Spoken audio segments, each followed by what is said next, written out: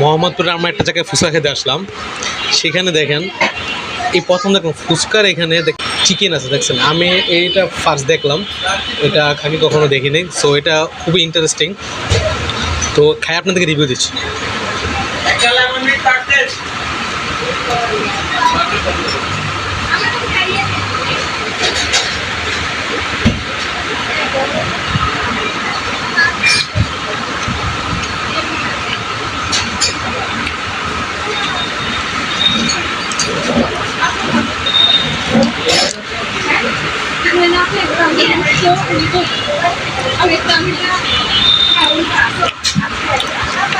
আপনাদের যখন টাকা কম থাকবে চিকেন বাগলা খেতে, তখন আপনারা এই ফুচকাটা খেতে পারেন, কারণ এটা খাইতে পুরোটা অনেকটা ওই টেস্টের মতো।